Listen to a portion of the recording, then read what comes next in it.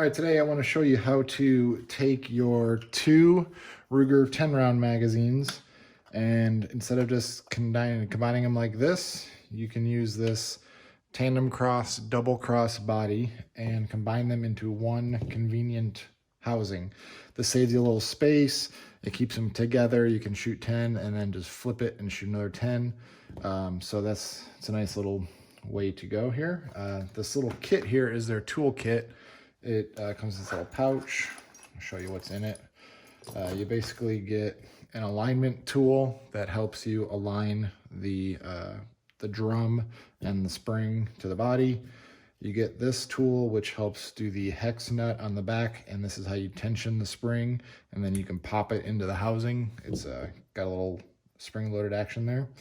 And then, of course, the Allen key to get the bodies apart and put them together. So while these springs are old, I think these mags are probably 10 years old plus, so I don't know the condition of the springs. So I'm also installing these TandemKross magazine body springs. They come in this distinct green color. And all you have to do is just transplant all the guts from these bodies into this housing. So pretty simple. We're first just going to take the Allen wrench, loosen up the screw that is on the body of the factory mags. Gonna remove the bolt. This is under spring tension. This is rotated, so just be cautious when you pull that apart. Take that apart. We're basically gonna get rid of these two pieces, and then since we are replacing the springs, I'm also gonna pull that spring out. So there's one set right there, and then we're gonna do another set here. Pretty simple. It's just there's a little bit of finesse that needs to go into it, but not terribly hard.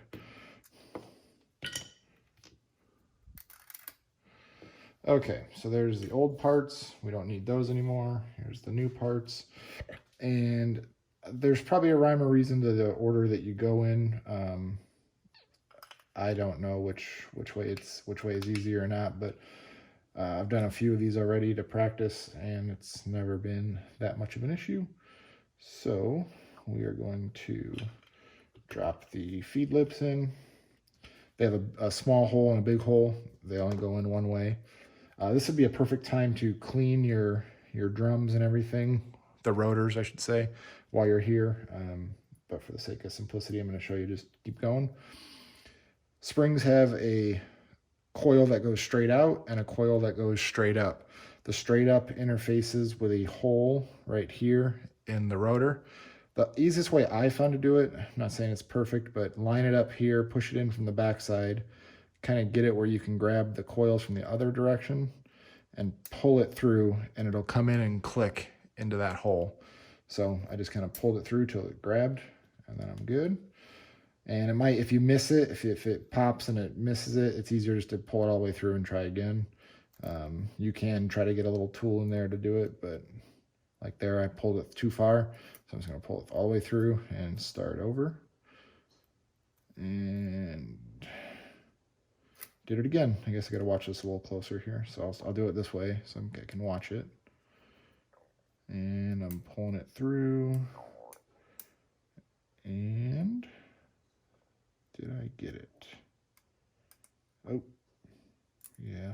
I would have had it, but I missed it. So it takes a few tries. There's probably an easier way to do this that I'm not thinking of, but this has never really been an issue.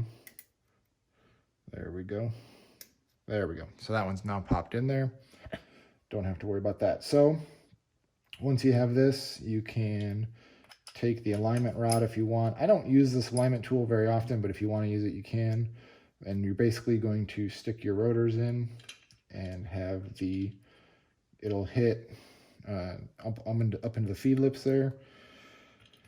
Same deal here. Okay, so now you have it partially together there. That's great.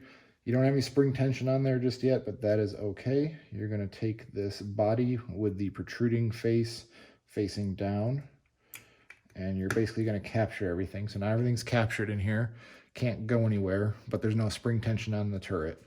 are on the rotor. So what we're going to do is we're going to preload one of these hex heads into the tool.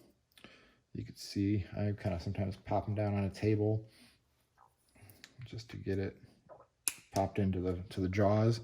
And the end of this hex nut has a hole in it. Looks like a little weeping hole.